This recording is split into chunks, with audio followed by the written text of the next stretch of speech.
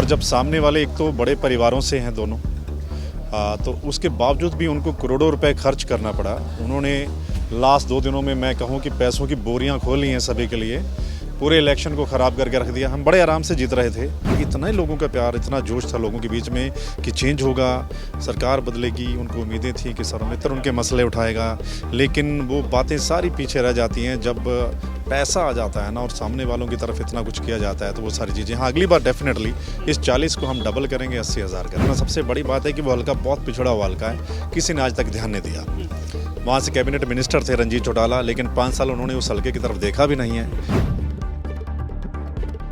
सर्वमित्र कंबोज यहाँ पर पहुँचे हैं। मैं सर्वमित्र से अगर आपको मिलवाऊँ तो रंजीत चौटाला को इन्होंने तीसरे नंबर पर धकेल दिया। पहली बार चुनाव लड़ा और उससे पहले पत्रकार थे। सर्वमित्र जी, चुनाव आप कुछ ही मार्जिन से रह गए, लेकिन आपने रंजीत चौटाला को पीछे छोड़ दिया। उनका गढ़ मैं कहूँ तो आपने तीसरे नंबर पर धकेल दिया उन्हें।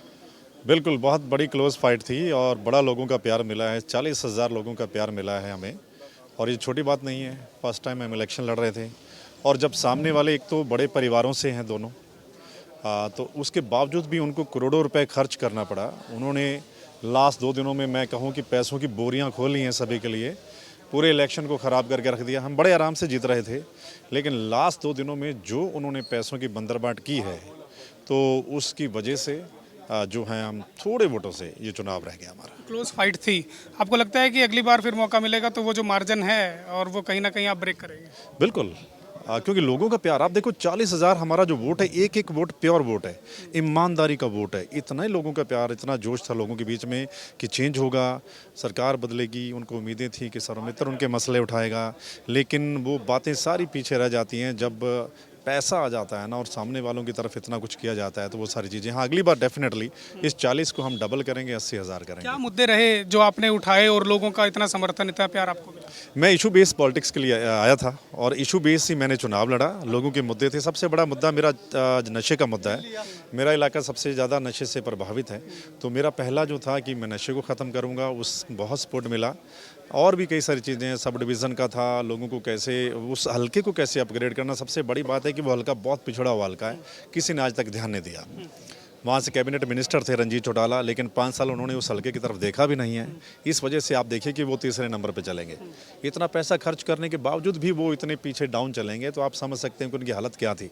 तो मैं तो इशू बेस्ड पॉलिटिक्स कर रहा था, इशू बेस्ड चुनाव प्रचार कर रहा था, लोग बड़ा साथ दे रहे थे और निश्चित तौर पर इतने लोगों का प्यार आज मिला। विधायक दल की बैठक है, आप बेशक विधायक नहीं चुने गए, लेकिन आप यहाँ पर आए हैं। क्या मत है, लगता है आपको विधायकों का? क्या भूपेंद्र सिंह हुड्डा कंटिन्यू करेंगे या किसी नए शख्स को मौका मिलेगा?